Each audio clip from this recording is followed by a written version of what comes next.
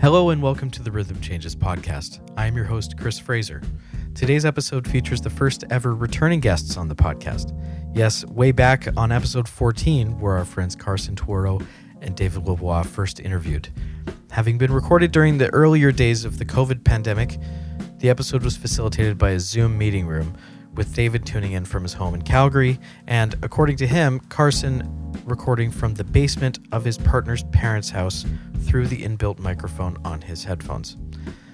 And while that interview was already a great insight into Carson and David's musical process and origin following their first joint release of Urban Repurpose, it seemed appropriate to have them on again, but this time in the same room since David happened to be visiting Vancouver briefly, not to mention the duo were preparing to drop their second album, Teardown, so naturally I wanted to dive into that with them.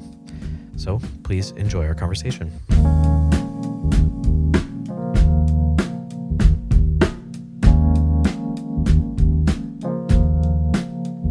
My guests today are two fantastic musicians representing BC and Alberta, both multi-instrumentalists. Together, their musical outputs span from jazz to post-punk to house music. Their newest joint project, Teardown, is out now, and I'm happy to have both David Lavoie and Carson Tworow here with me. What's up, guys? Hello. Glad to be here. Very happy to be here. Let's what? Glad to be here. Glad to be here. So you guys had your album release. It was just, would you call it a soft launch yesterday? Yeah. At Carson's place. Yeah, it's like a week ahead of time. Yeah. Yeah. We got the albums earlier than expected, the records earlier than expected, so we could have people over, listen to it. David happens to be in town this weekend. Not apropos of the release, just visiting. Yeah. Worked out nicely. Oh, well, that's nice. Oh, I thought you were like in town to do this. No. We went to go see Horse Jumper of Love, which is a band that me and my wife really like. Oh, cool. And Where were they playing? they're playing at the Fox. Is this the slowcore stuff you were talking about yesterday? Nice. Yeah, very slow. Very slow, very good. And then we realized when we were booking their stay, and was like, oh, it's the week before the album comes out. We could have some friends over. And because that's kind of, it's nice that they got to hear it. That was fun. That was fun to like just sit down and like, well, I caught, I guess, probably the second listening because I got there late. So you guys were having a little more fun with it, slowing down every track and speeding up some of them. Yeah, we were playing with the variable speed on the turntable by then, but yeah. But I mean, that's a fun thing. We were talking about how like it's like very, it's very, what's the word I'm looking for? It's just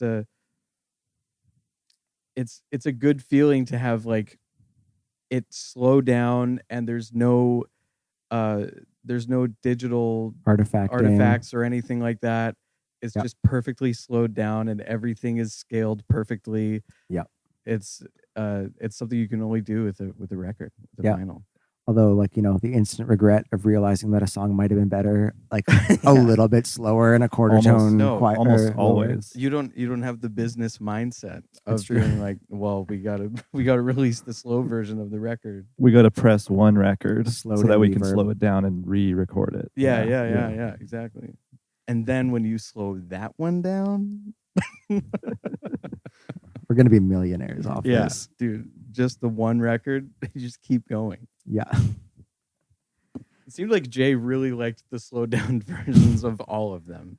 Yeah. I mean, I think probably Jay and us are now biased towards any change of because we are kind of not yet. We didn't have to mix it ourselves. We're not completely sick of all the music, but definitely I was like, wow, these all sound a little better slowed down. But I think it's a cheap and easy way to make it sound new. It's true. Yeah. It sounded new. It sounded a little more fresh. But if you're listening and you don't like the album, try putting it on YouTube. 0.75 speed and give it another shot. That's not going to be the same. It's not going to... All kinds of artifacts. Well, that's just going to change the speed. It's not going to change the pitch. You can make YouTube change the pitch. Really? Oh, okay. You're going to have to show me. Maybe not. Maybe it's a plugin that I use. I don't know. Oh, yeah. Like a Chrome extension? Yeah. Oh, yeah. That's a good one, actually. That's got to be good, yeah.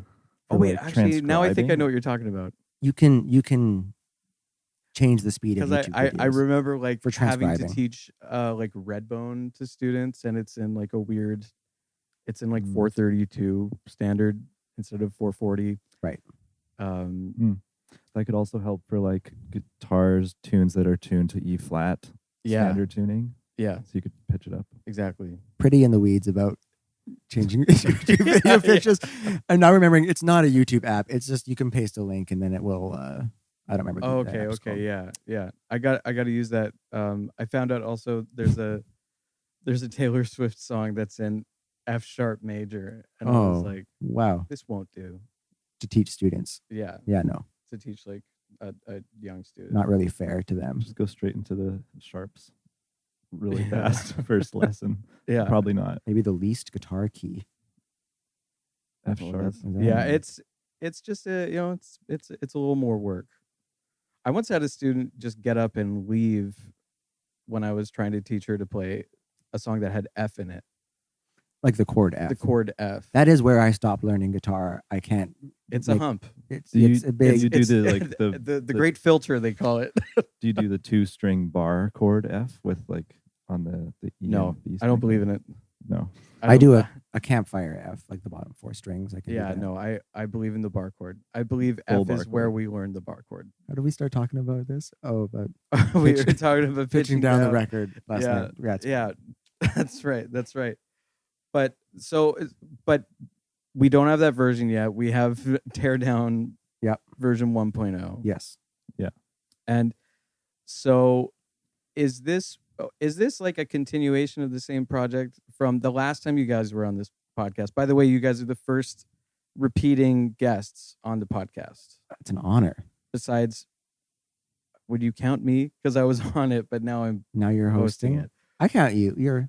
Well, You should count me. You're a hosting Yeah. guest. we're repeat guests. We're but hosting you're you in a way. repeat appearance. Yeah, right. Yeah. Yeah. So that was Urban Repurpose. Yeah. And so this is this is the same Yes. endeavor. I believe there's at least one tune on Teardown that was probably around at had been it would've been- started. yeah, you said some of these are 3 years old.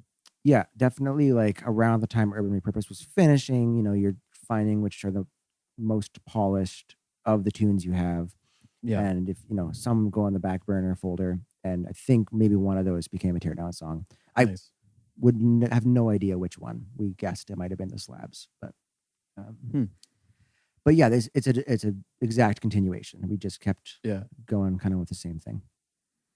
Yeah. We had slightly different idea for how to approach the making of this album conceptually from the last one to make it different and like try to, What are the main differences? well, one is that this album has no samples. Yeah. At all. Oh, cool. It's Well, all no samples from pre-existing songs. Yeah. yeah. You do That's sample true. yourself in There's this record. resampling. Yeah. I'd say that's what that's called, right? Yeah. Yeah. Resampling. Yeah. Okay, yeah. We're not So- chopping up recordings. There are samples, like the drum sounds are samples. Sure. Much of the, Yeah. but But there's synths are samples. nothing that like has copyright issues Yes. where it's like you took this song and like we need to clear that sample like that. Yeah, kind that of sounds thing. like a headache for sure. Yeah. So you don't have to deal with that at all. Nope. Not that we are big enough to have to worry about that on Urban Repurpose, which I think only has one tune where we are sampling a track. Mhm. What was it? The You're talking For about the Ted Granted. Green The Ted Green. sample. Okay. I think that's the only one on Urban Repurpose. But this one that was the hard rule, is we're not going Yeah. to do that. Trying to so we did Just to push sample. ourselves, not because it's bad. We like sampling. Right. We also tried to not make it as loopy, like loops based. Tried to make it a little bit more. Yeah, there's more like composition. There's more of a compositional element to this record, I think. Yes. There may be less.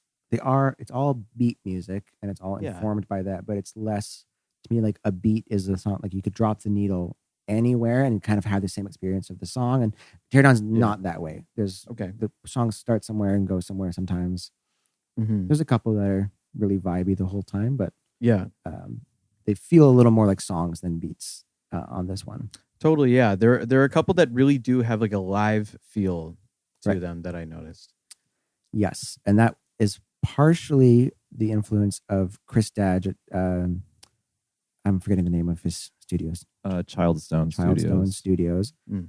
who, when we sent it off, even though we had officially finished production, we did give him license to like help out and make adjustments where he felt necessary, and he helped transform some songs that were pretty loopy, like Okay, pretty, where the drum parts maybe felt static. Yeah. Which again was maybe an aesthetic choice that we wanted at the time, but he gave us some options to be like, well, what if you had things happening here to make it sound more live? Yeah. So that was definitely part of his influence, and I think huge credit to the album. Like the final product is so much better for his contribution. Like without getting too technical, like what's an example of like one of these techniques you could have used? So lots of on the album, if you're hearing anything kind of in the background that would be described as like noise or like ambient, there's like kind of filter sweep stuff that are happening. There's some distortion that happens kind of at points, almost in place of a cymbal crash or something. That would all be Chris added those. Yeah, and he also like edited a little bit of the drum beats. And like maybe like took out a snare hit, added it here or there, took out some, or like changed. Yeah, we gave him a lot of part to part, kind of. So yeah, cool.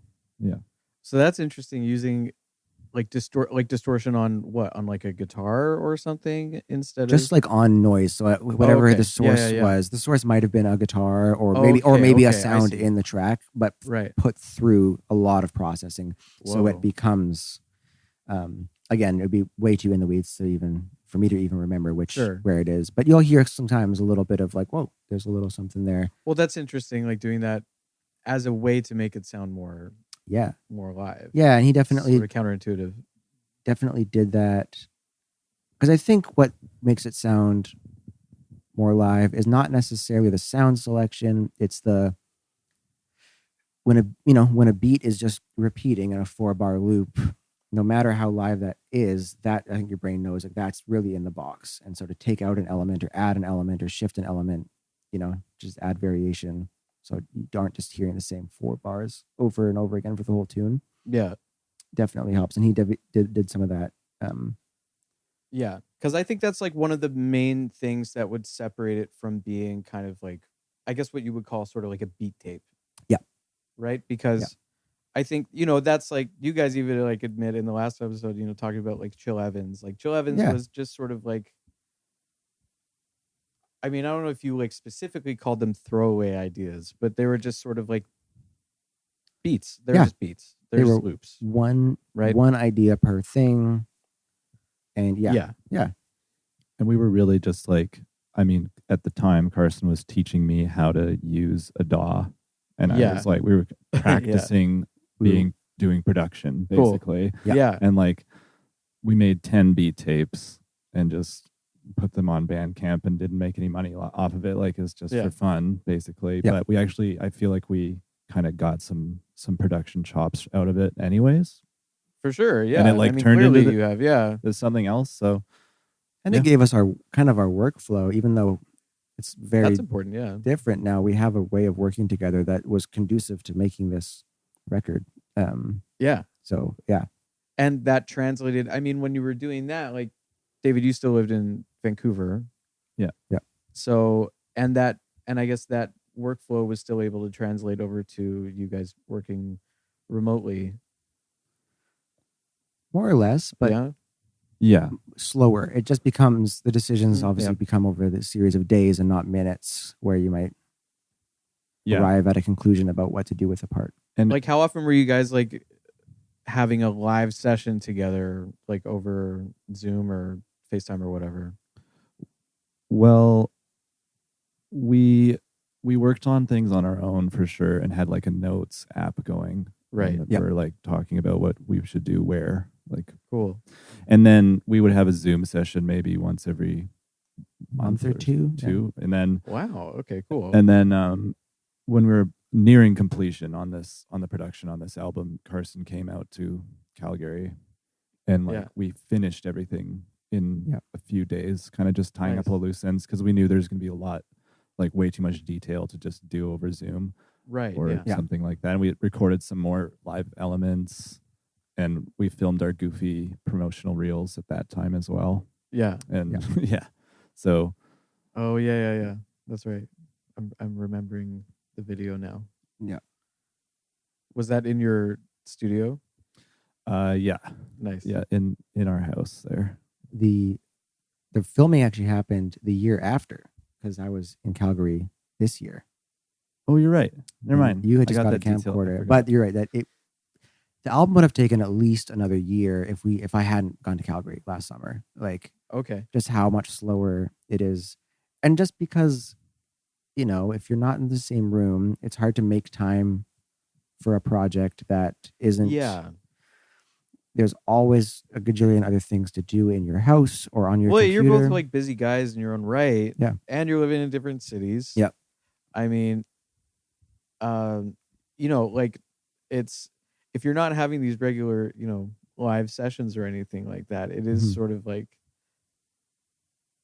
I guess in your day-to-day life, it's sort of like a side project thing, right? Yeah. So yeah, it's hard to prioritize it. Yeah, and I feel like it would be hard to put a date on stuff and be like, okay, we're actually going to Yeah. like tie this thing up and like really like finish. Yeah. I feel like that's like one of the kind of things. There's probably so many projects out there for like people we know Yeah. who have done like very similar things. They just never Can get the time Did it. or Yeah. prioritize it. Yeah, definitely. And that happened. Like that was definitely the impetus for my Calgary trip. Was we knew what songs basically were going to make it, or we had a rough. Probably had more, 12 or 13. And so I was like, all right, we know what's going to be on here. Yeah. And it will won't get done with any expediency if I don't just come there and make Yeah. a bunch of decisions in a span of 3 days, record extra stuff if we have to. And we Yeah. did. Sweet. So yeah, I mean, I'm like a big proponent of working remotely, both in my I have an office Yeah. job where I work remotely, and I think that is a great thing, and I like doing it a lot. And I Yeah. produce remotely with both David and I've produced with the house music project I do. Yeah. We don't live in the same city.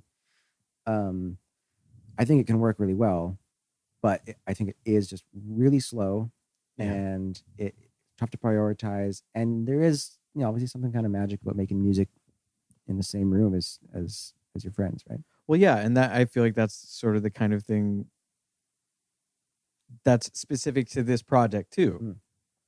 Yeah. Because with other kinds of projects like with Tour de France, yeah, how much difference would it make if you guys were in the same room?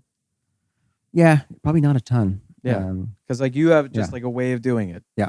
And like also just like the way that music is like, Yeah. like there isn't the live element to it. There isn't True. like the performance element at least Yeah. not as much, right? Yeah. Like, and that's a lot of that is also sample based and Yeah.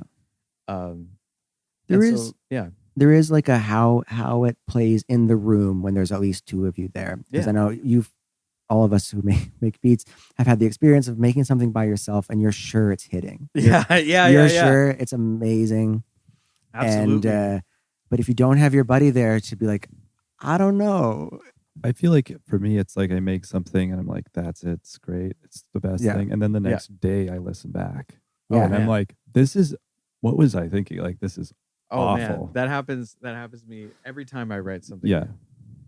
I talked about this with John Corsford in the last episode actually about like composition, Oh yeah. where oftentimes I'll just have like this remorse the next day where like I'll write something, it'll take me I'll just like a bolt of lightning write something in 45 minutes and I'm like, God's gift to music. Yeah. Once again, here I am. Done it And the again. next day I'm like, this is not this.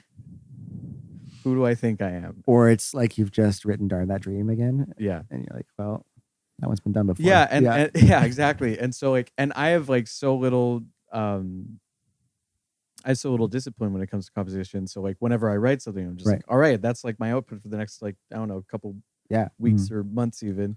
And talking to John about it, he was just like, well, everything can be usable. You can just you can just keep working on it, or it can serve some sort of purpose. Wow. Right? So like not everything is garbage, or if it's garbage, sometimes garbage is good. Yeah. Sometimes like what you need is garbage. Yeah. Which is a very holistic way of thinking that's about great. it. Which was actually super eye-opening for me. I thought that was really cool. Kind of reminds me of when David Braid came to CAP and did a master class, and he was talking about how like there's like two modes of composing for him, where he's got like a childlike kind of curiosity and like, what if I do this? And then like an engineer who comes in and says like, how are we going to make this work? Right. Like actually work. That's such a funny way of putting it. So you have to be able to like switch between those two to really finish a composition. Yeah. And I really I think that's true. Yeah. Wow. Yeah. So which one is the child and which one is the engineer between you two? I think I'm the engineer, but only because David's so much more proficient on his instruments. Right. And like Teardown, I'm totally fine to say, is much of like David's writing. Like lots of the great like ideas for the tunes, the melodies, the chord progressions, David is writing. And then there is an element of like, I get the project file in the Dropbox that we share Dropbox. And there is a bit of like, how are we going to make this work? They sometimes come in amazing. Sometimes there's some polishing, or there's some like clarifying an idea needed. And sometimes that's just me like either nudging or asking about like, what did you mean for this to sound this way? Or is this an intentional What do you mean choice? a slide that goes up?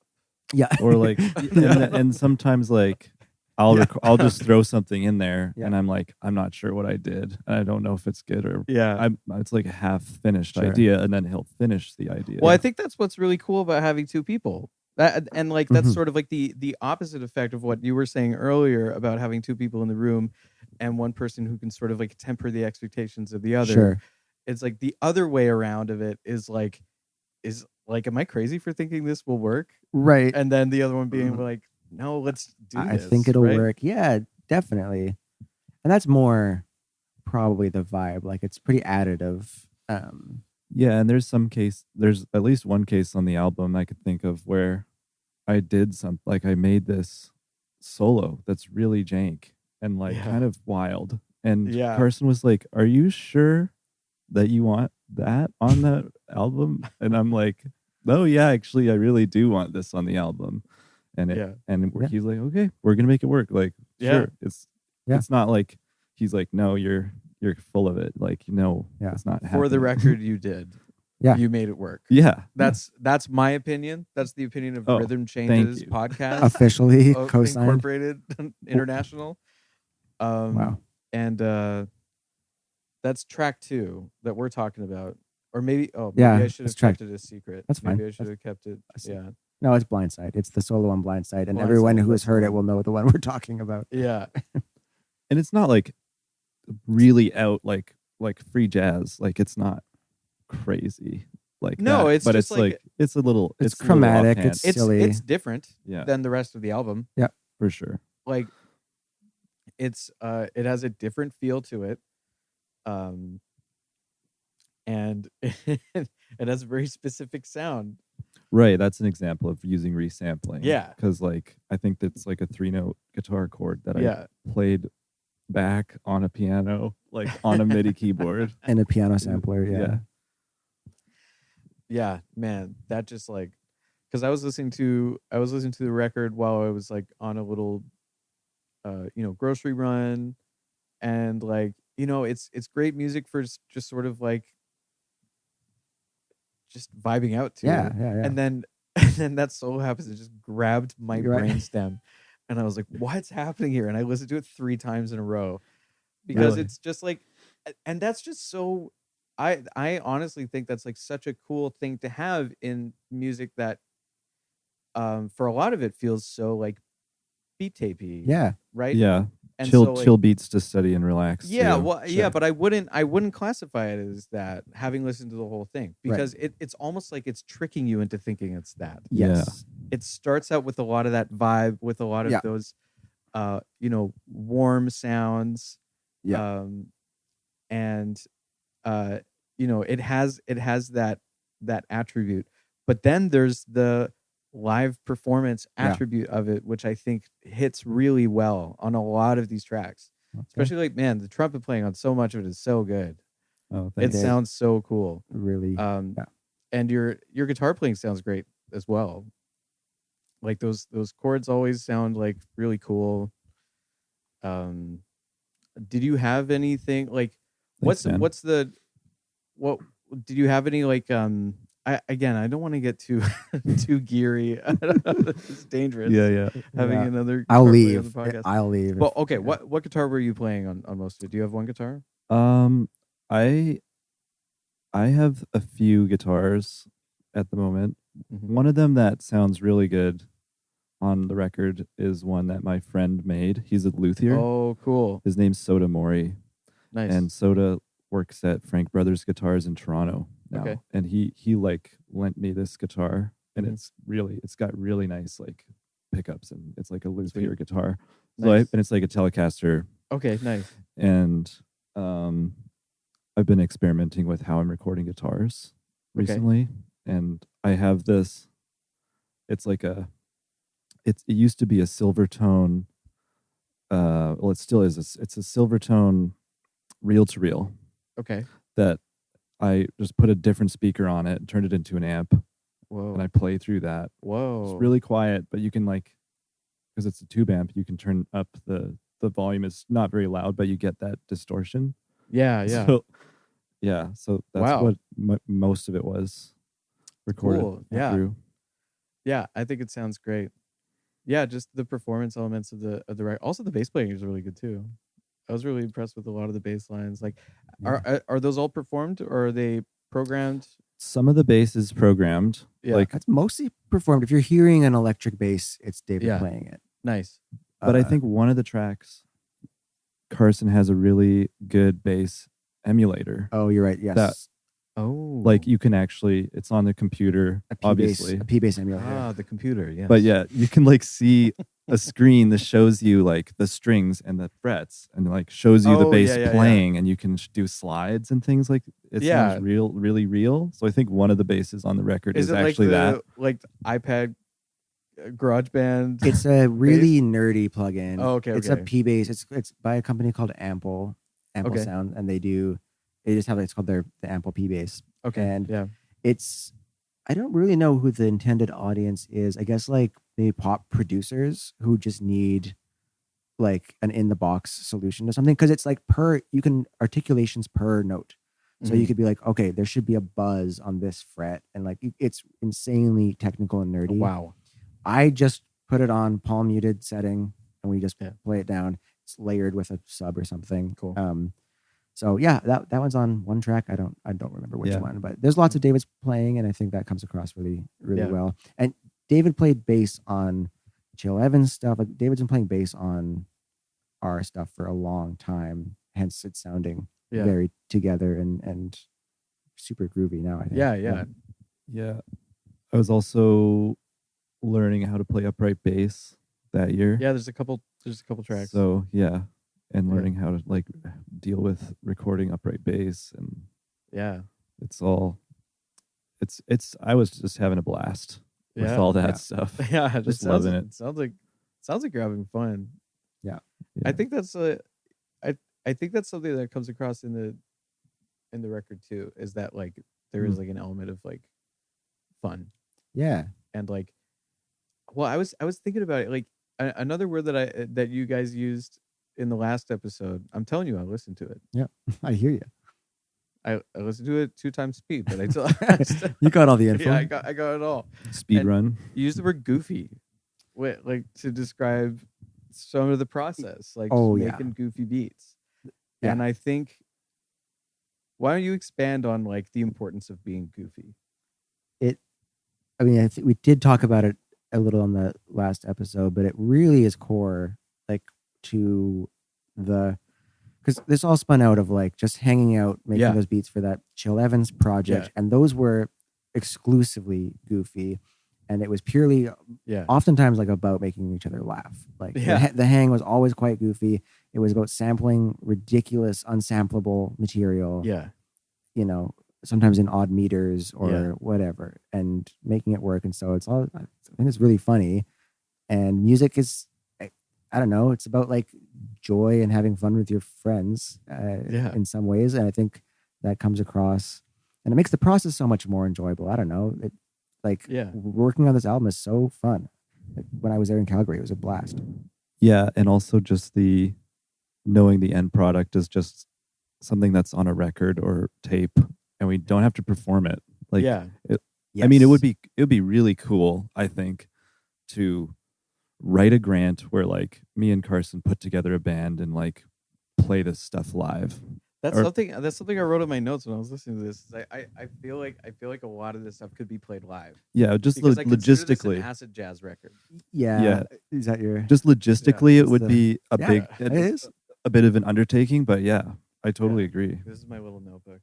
You just feel like it's just two words in that notebook. Small notebook that fits in. For the listeners, Chris has a piece of paper that says acid jazz, and that's the only note. It says acid jazz for 50 pages. Acid jazz ?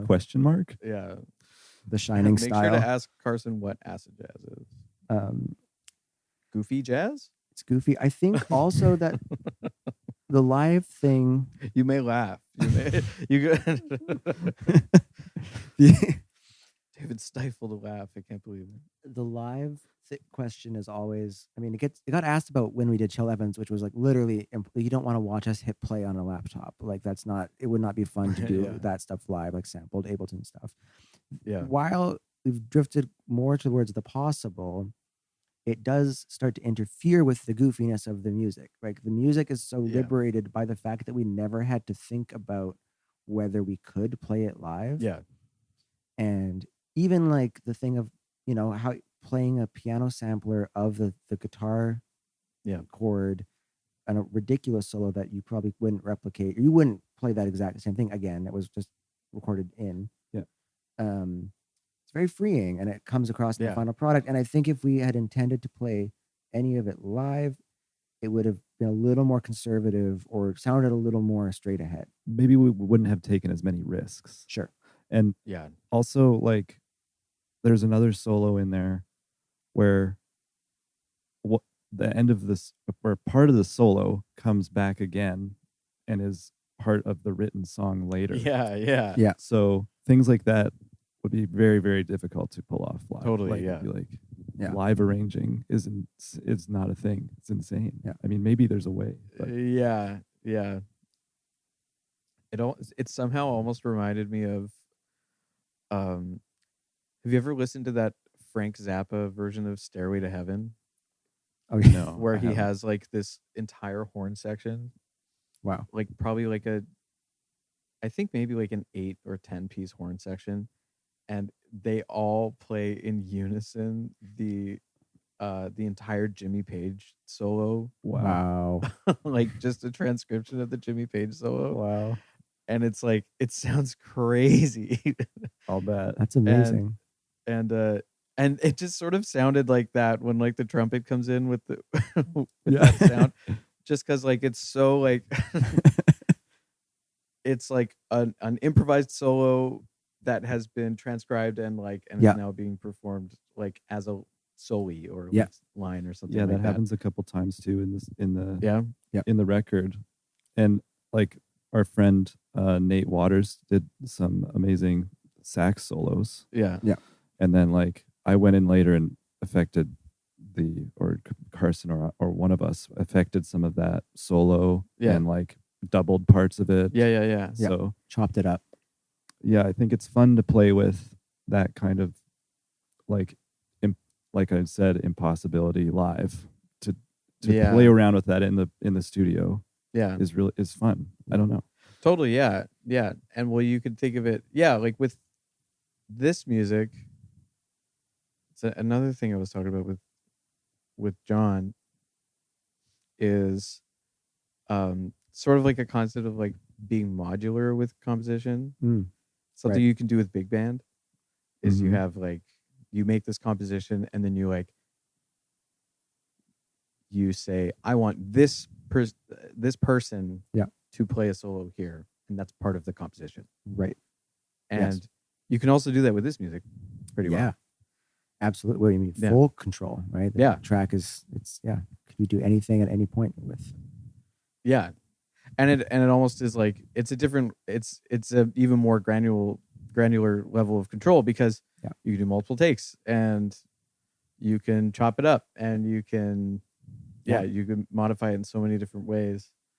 And often, in straight ahead jazz music and composed tunes, the solo is over top of the final product in a way that the solo can't affect the composition in a way that it can here. You know what I mean? Like it can affect the heard product, but in this way where like we can be midway through making a song, David records a solo, and in the solo there's melodic material that informs how the rest of the tune's going to go. Right. And that can become a melody, that could become a part that another instrument's going to play.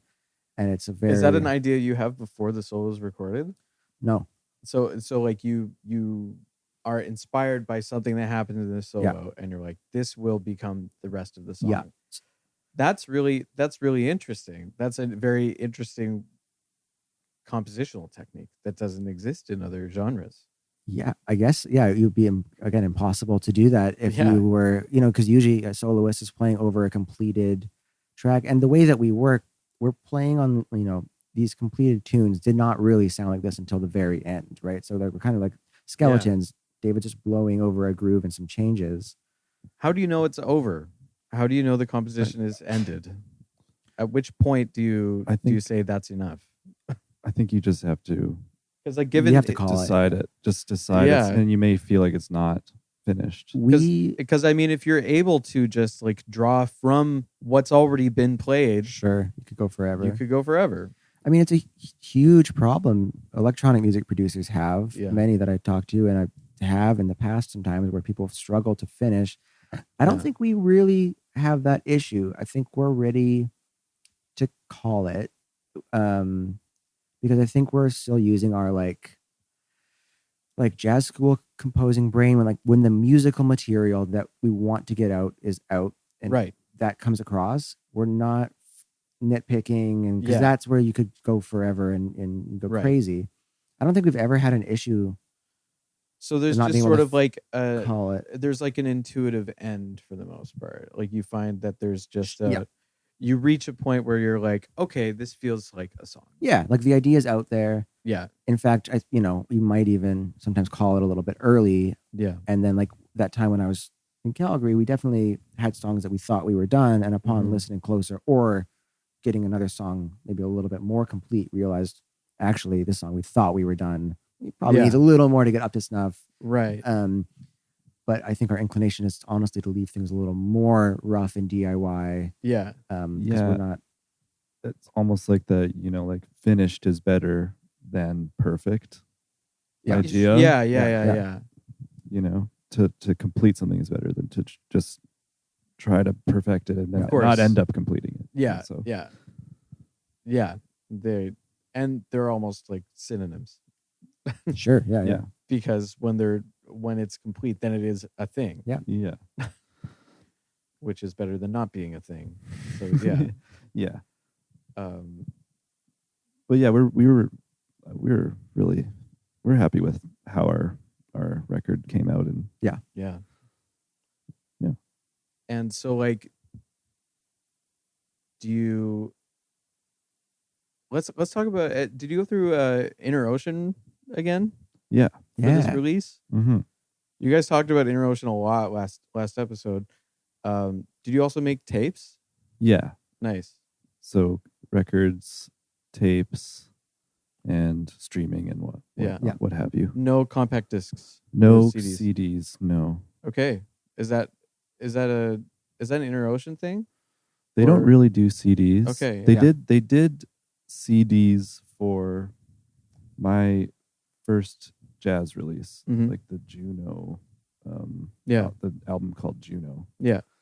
And maybe they did for, I think, this trombonist Carson because I think a lot of jazz listeners want CDs. Yeah. Because of the demographic, I think.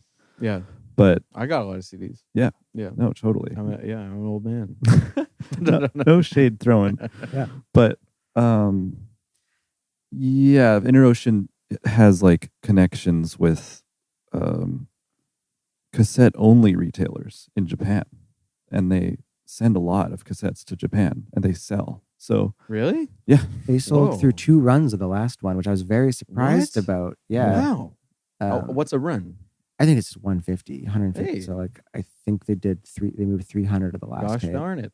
That's pretty good. which is for a cassette. I mean, I still have 15 of them because Yeah. who are you gonna give a cassette to, right? I'll take a Here. cassette. You want a cassette? got You a can have cassette one. player. Of mine. I don't have a cassette player. I can't open it right now. I give them. I do It's usually. stuck closed. I need to break it open.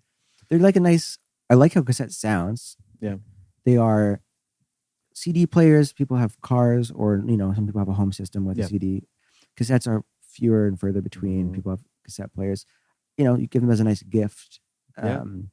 So I was surprised that Inner Ocean moved all those. But yeah, I think Japan, there's a lot of collectors who collect cassettes, like someone might collect vinyl. Yeah.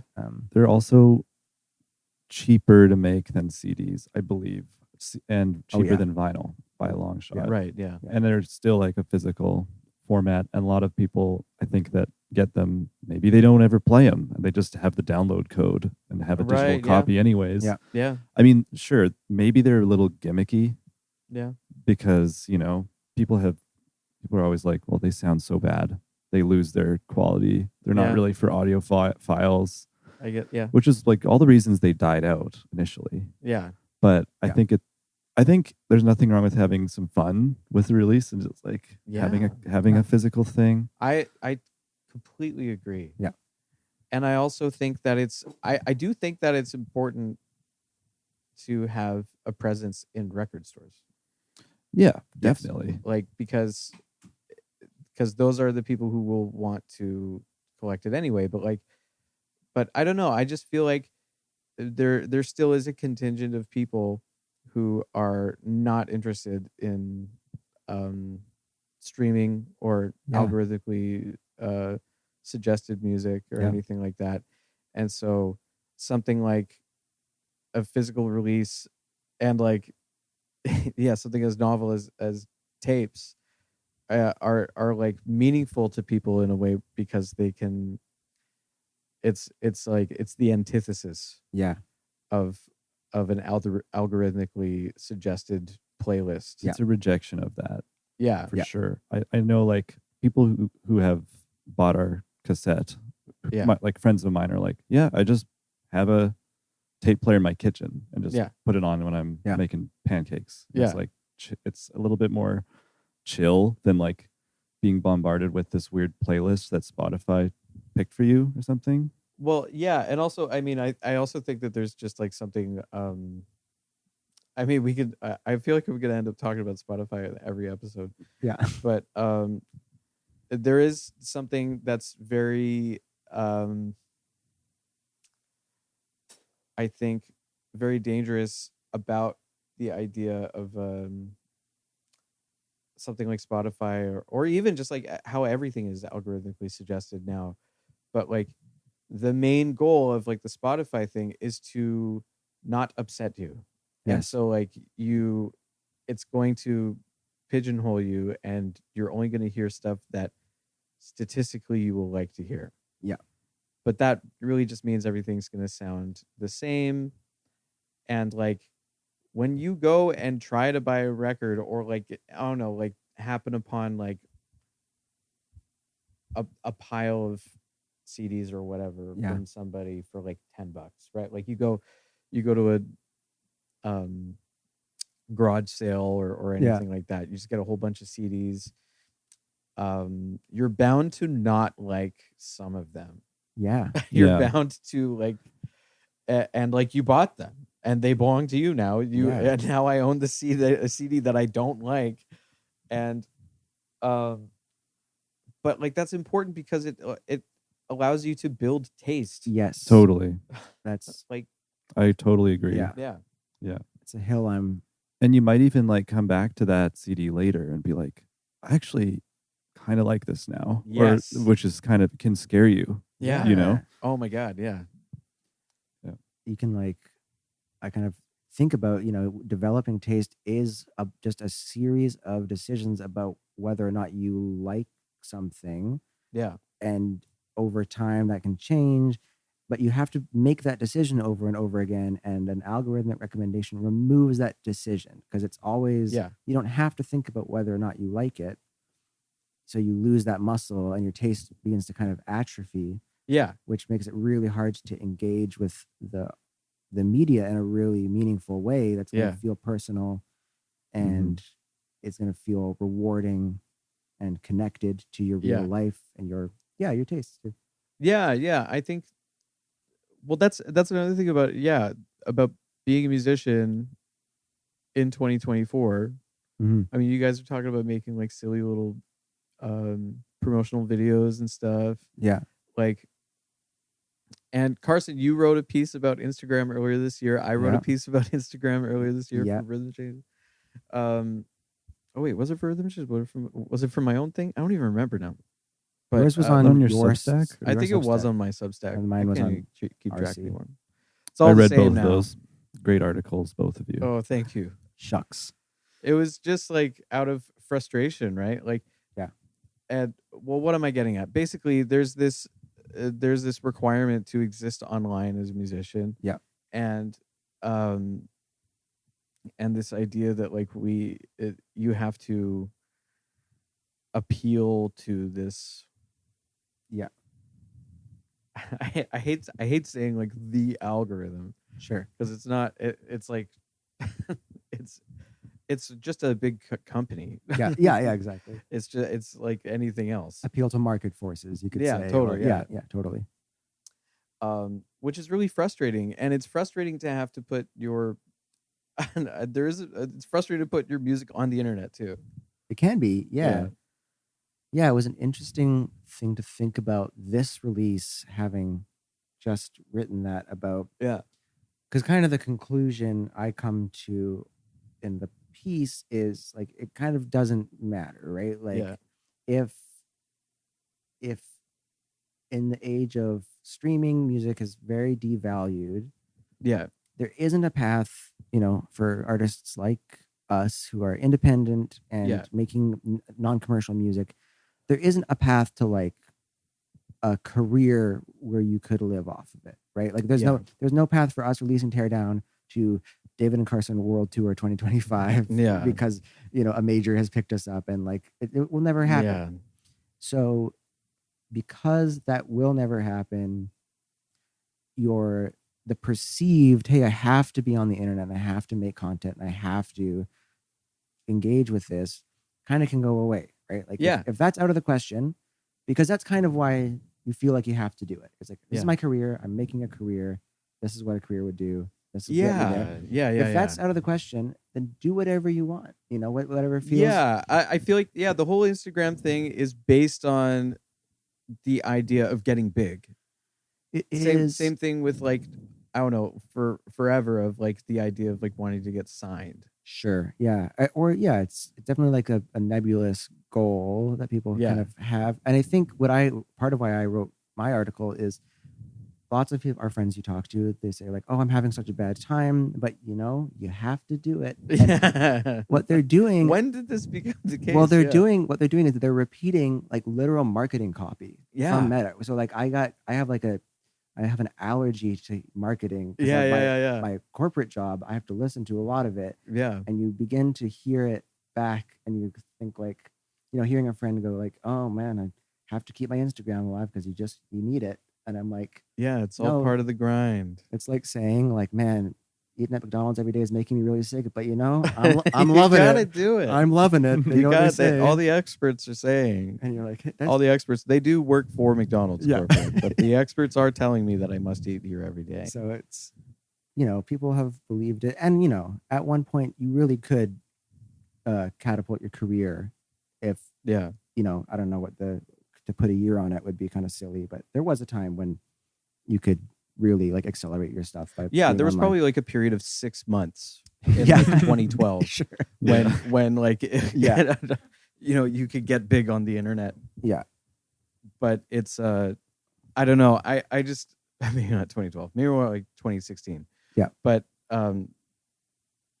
yeah, it's totally based on like literal marketing, that it's just part of your job now. And the the end user ends up paying for everything, like, because Yeah. the marketing is not to sell your stuff, is to sell the No. artist things, Yeah. and the Yes. artist eats the cost. Yes. So it's so impossible Yeah. for so many people to make music. We are the or- customer of the music industry. Yeah. Yes, Like, exactly. yeah, That's a big point that you make. that like Yeah. I think it was Matt Dryhurst who kind of first posted that idea somewhere on Twitter, now X, saying like the independent music industry long ago figured out that artists will pay way more for Yeah. this than a fan ever will, and Yeah. they completely pivoted to that, right? So there's, any artist who tries to put music out, there's a gajillion ways to spend Yeah. money promoting yourself or spend your time. I was on some point about, for this release, I was saying in the wake of having written that, that's why we had this hangout at our place last night, is I was like, what would we like to have happen? What's the goal? I was like, What a great idea. I would like my friends to hear it, and anything else is gravy. I'd like, if my friends hear it and like it, I'm very happy. Yeah. Well, Yeah. because like, I think that's just something that I think it should always come back to, is that like music is just a thing that exists in the real world. Yeah. And Yeah. the best way to experience it is in the real world. Yeah. And probably one of the best ways is just with your friends on a nice speaker system. Totally. Fresh And vinyl. there's this degrowth of expectations as well, right? Because with the thing that if you are, say, if you're familiar with like Submit Hub, if you've ever released music digitally, it's a platform that will hook you up with like blogs and Spotify playlists. Yeah. You submit to them, and it's Okay. curators, but it's pay to play. Right. It's a whole other can of worms, and some people are really mad about it. I think it's a fine platform. It does what it says on the tin. Yeah. But when you're doing that, there's this promise of like, again, a big blog could blow you up, and then Yeah. all of a sudden now you're doing, some. I was going to say Ethan Iverson's podcast was a real long Yeah. callback, and that's not an upgrade from Rhythm Changes at Yeah. all. No, yeah. Exactly. But that it manages expectations of like what would I really like to be grounded. I'd like my friends to hear it. I'd like to share it with my friends, and that is it. So Yeah. I don't have to be thinking about, again, there's no world tour coming. There's no Totally. lofty career in experimental beat music happening for us. It's just really fun. Yeah. It grounds it a little bit, makes it feel more fun. It's a community thing. Yeah. You're building a community Yeah. around your music. Totally. And I think that's, it doesn't really, it sounds schmaltzy, but I think that's like more meaningful Yeah. than like any like, I don't know, amount of like quote unquote success that you could experience with a major like pickup Sure. in some way. And what you're describing sounds like it like if they're doing everything they described, that's totally fine. But it does, like, to me, it sounds like sport betting. It is. It feels like sports betting. You don't have to always pay. I should say that about Submit Hub, because some people say like, oh, it's just payola. It's not just. The issue is that it is such a conduit. It's the Spotify problem as well, where it's like, Yeah. if there's millions of songs being uploaded daily, Yeah. how would a curator, they can't listen to them all. So Yeah. maybe you pay the curator $1 to listen to your song, Yeah. and then they listen to it, and then they can decide. Yeah. You don't have to pay the $1. You could just go in the pile with the other million, Yeah. which obviously means you probably will never get hurt Nothing unless will you're very ever lucky. happen, It feels like gambling. It's honestly, it worked out pretty well for Tour de France in the past. Like, we got connected That's with some press and stuff that we definitely wouldn't have otherwise. Yeah. think that's a rare success story on that. I mean, Tour de France rocks. Thank you. So it's. I mean, it's good. So if it's good, that's got something to do with it, I'm sure. I think there's like a lot of really good musicians out there. There's a lot of really good music that doesn't ever find it. Yeah. But I mean, don't sell yourself short just as far as like it being like any success you having not being just through chance. Sure. Like, I think there's merit to that music, Mm-hmm. but also I don't think that like you need to gamble on it. I think that like music will be appreciated as much as it should be most of the time. Yeah. As long like, but maybe some music could be overappreciated, but I don't know. That's a whole other thing. Right. It's hard to measure appreciation unless you're just like strictly going off of streaming numbers or like sales. Yeah. Which is the way Pitchfork society like measures success is like monetary. Yeah. So, but also I think that's. I mean, that's. I think what you guys are talking about is just like a very healthy way of like approaching output as an artist. Sure. Because it's so easy to just have, and I'm not saying like maybe you guys do have have butterflies in your stomach about it and that kind of thing, but like just attaching like all this like anxiety to it, I don't think is gonna help you with feeling motivated to make another record, right? Like sure. And so like feeling like you need to follow all these rules and get playlisted or get reviewed or whatever, like and if you don't, then it's a failure. That's a perfect way to burn out. Yes. Exactly. I mean, I'm also in a bit of a David obviously is a full-time musician. David makes his living doing music. I am in a different position where I have a day job. That means the economics of any music that I make really don't make a huge difference to me, which is very liberating. So that's like a privileged position to be in. And I sometimes when I'm ranting about like, oh, you shouldn't be grinding on Instagram all the time, I could see someone who is doing that saying like, easy for you to say, man. Like, you have a, you don't need, say I don't need it is silly, but like, it's not my primary source of income, and it's not a career that I'm like betting on. I'm not having to bet on myself. In that way, frees me up a little bit, but at the same time, I do see why people are taking any shot they have, right, in a really tough industry. I feel like the way that I'm starting to approach it again, because I deleted Instagram off my phone for a while, and I re-downloaded it again because I had a bunch of gigs, and I'm like, well, I should probably just tell people about this. And now I'm thinking about it, and the way I am telling myself I'm approaching it is that my online social media persona is a different person, and I am employing him, and he's my works for you. He's my little servant. That's a healthy way of looking at it, I think, because it kind of takes the compartmentalizing. Yeah, exactly. Takes the icky feelings of like self out of it when it doesn't go good, or when it's going particularly well as well. It helps you keep a reasonable. Man, I've tried like, talk to the camera videos. Yeah. And I'm like, no, I can't do it. I can't watch this back. I sound it is wild. I don't. I'm not connecting with the camera. Like, it doesn't look like I'm talking to someone. I thought the issue would be like too much raw charisma and the camera breaks or something.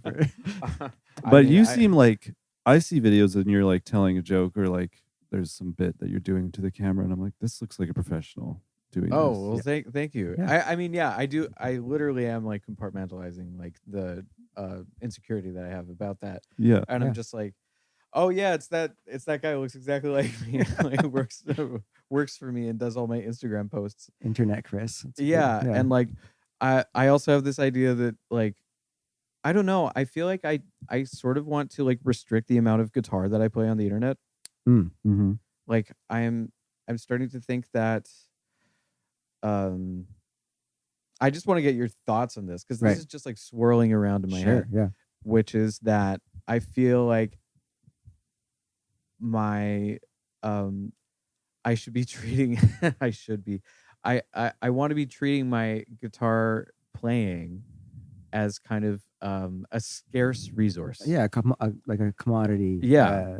Yeah. And so if I'm Hmm. if I'm posting a video of me playing every day, then that's gonna Right. sort of like take away any sort of curiosity that people might have about me as an artist. Interesting. Because that's the thing I do is Yeah. I play guitar. Yeah. I play live. And so what I want people to do is be interested in watching me play live. Sure. And so I just don't, and also like sitting in my living room taking Right. a video of myself playing guitar is not an accurate representation of what I do. Yeah, It's like yeah. a weird little Yeah. left-handed drawing of what I do. Mhm. Sure. Huh. So I wonder what you guys think about just like, I don't know, just like representing yourself as an artist, as a Oh. musician on the internet. Like obviously it's weird. Yeah. And so like I think maybe for me, I guess naturally what I'm concluding is like I need to set some sort of boundary. It's an interesting take to talk about it, like potentially devaluing or cannibalizing Yeah. audience potentially who are maybe seeing you out there. Yeah. Because it's the conventional wisdom, the meta ad copy version of it is like, oh, if people see you, they're going to want to come see you live, which it's an interesting subversion of of that idea Yeah. to be like, well, no, I can cultivate a bit of mystery. People know I play guitar Yeah. or know I play music, and I can tell them where they can see me Yeah. play that. Yeah, it's interesting. I'm trying to think if there's other like examples of that where artists who, like obviously a pop artist doesn't ever do like face to camera, like this is me doing my thing necessarily. But Yeah. like, I mean they Sometimes they do. when there's album rollouts for sure. yeah, But a lot of the time lately it's like this sort of like meta, like they're making a commentary on the fact that their label is making them make a TikTok. sure. Like Doja Cat is just like, I don't want to be doing this, but I have to make a video right now. You could really go full circle, make internet Chris kind of rebel against like Chris. Like yeah. offline Chris Yeah. says I have to make 5 Instagram reels.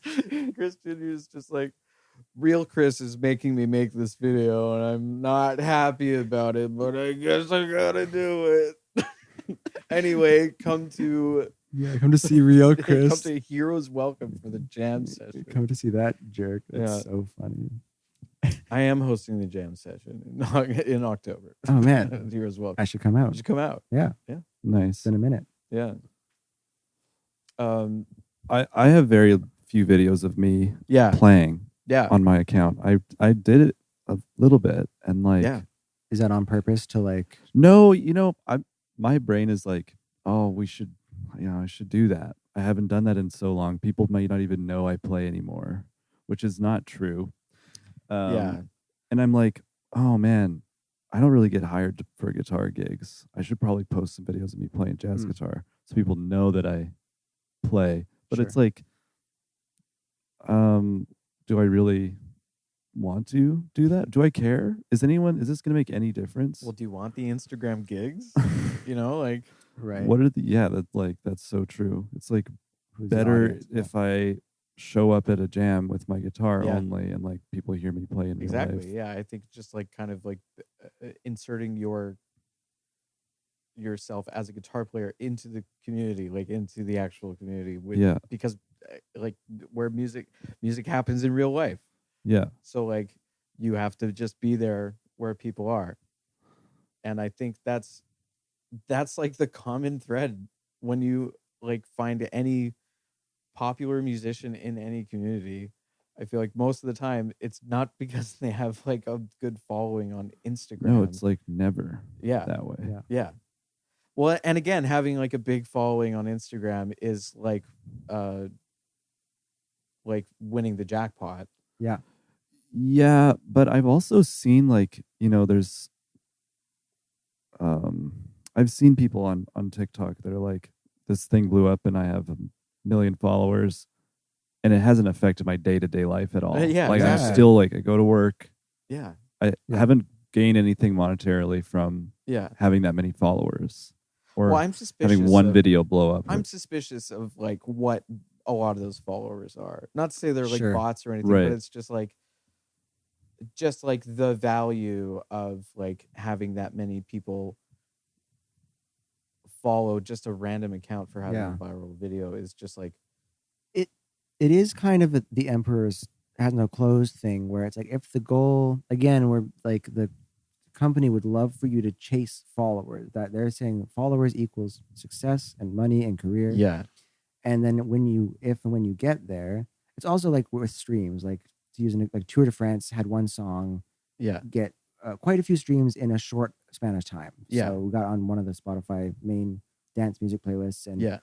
you know, this indie project that we didn't promote at all, barely promoted, all of a sudden had a lot of plays. Yeah. And there was, we were younger then and had less experience. I was like, well, maybe this means this is the beginning of like something kind of big. Or maybe that means, real audience or something. Yeah.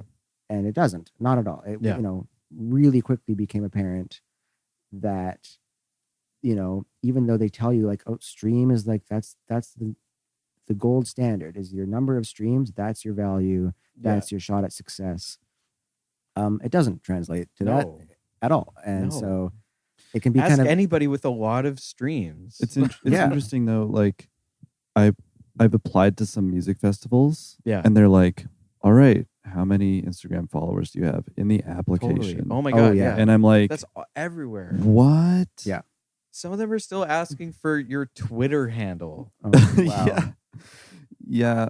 Or how many streams do you have? Like, I've been asked an application. I was on Twitter. I was on Twitter as hell. Yeah. Yeah. And chronically on I was super on Twitter. Yeah.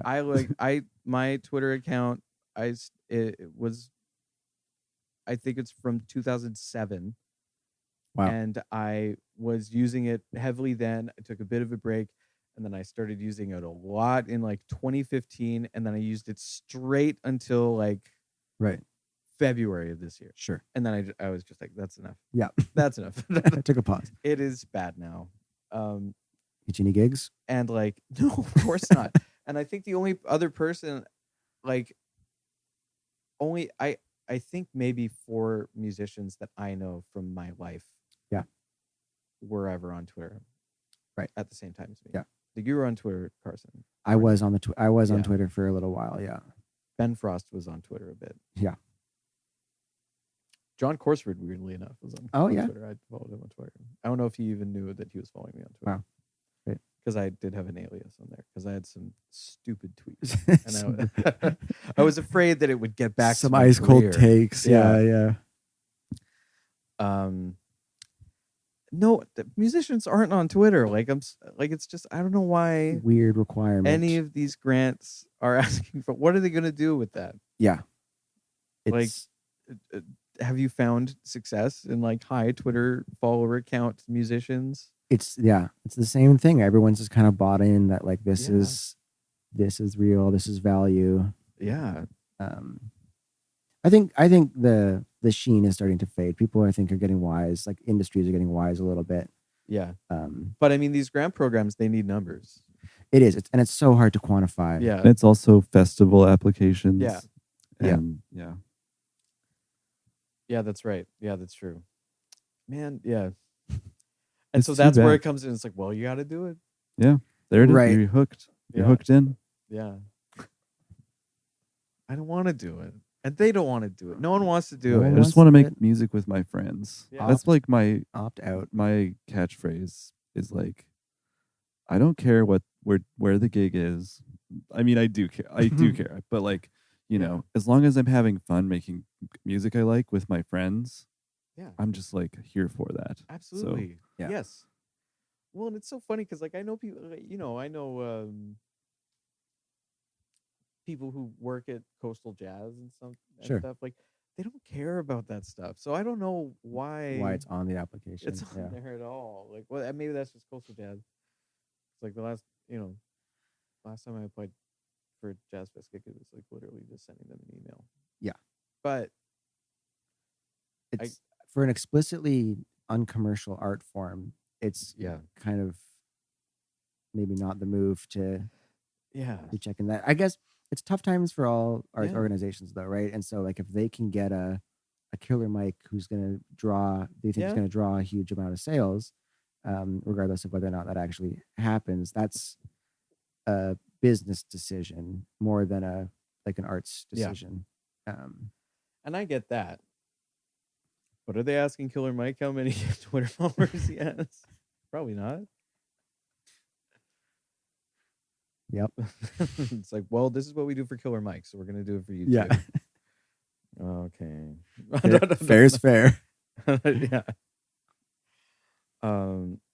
What time are we at here? Oh yeah. Oh yeah.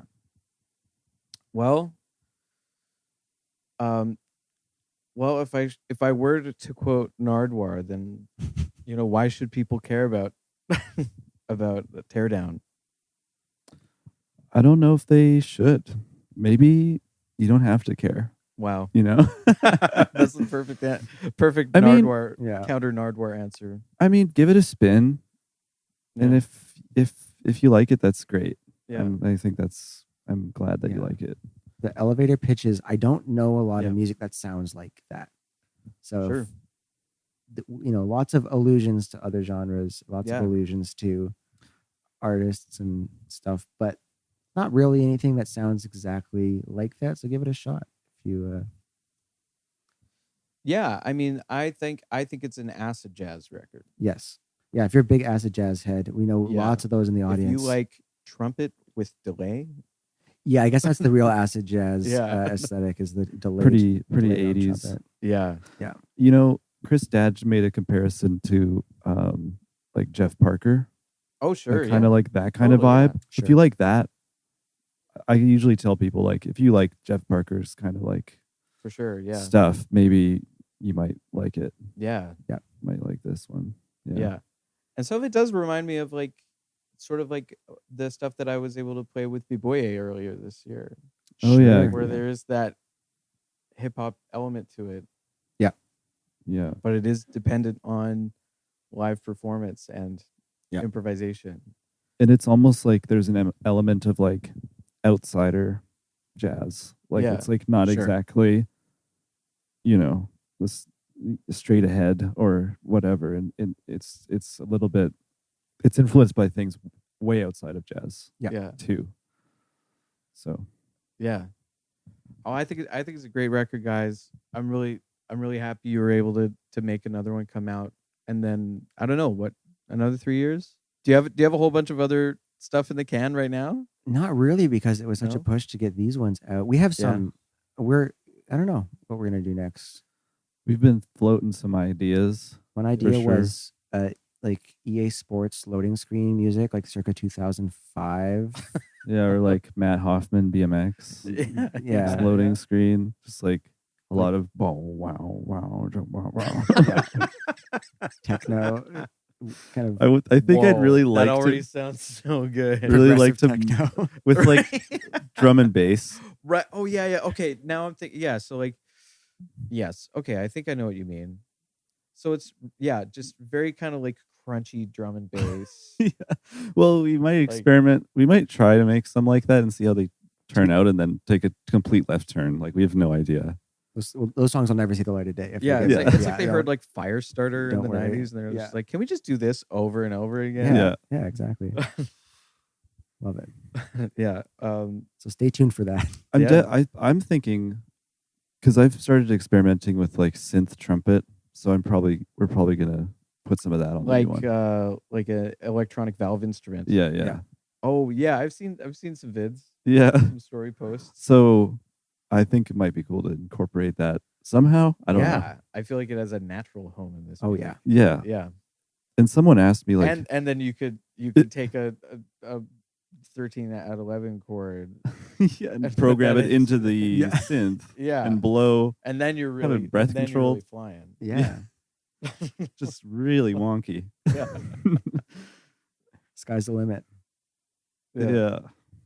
We'll see. We're definitely. I'm like, hey, we should probably start working on that Yeah, get back next at it. one. Yeah, man. That'd be great. Yeah. Cool. Okay. Well, let's leave it there. Thanks for joining me, guys. Thanks for having us. Thank you so Yeah. much. It's been great. Yeah, this is great.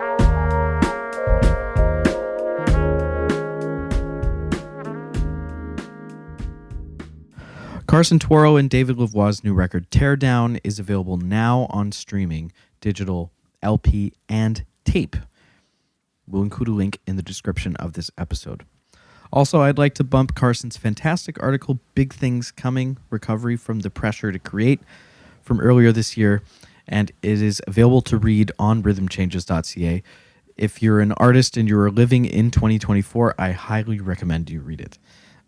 Link also in description. Thank you for supporting Rhythm Changes by listening to this podcast. If you'd like to support us further, become a member. Go to rhythmchanges.ca and subscribe to the free weekly newsletter to stay up to date on the latest shows, releases, and other happenings around the Vancouver jazz and improvised music scene. See you on the next one. Bye for now.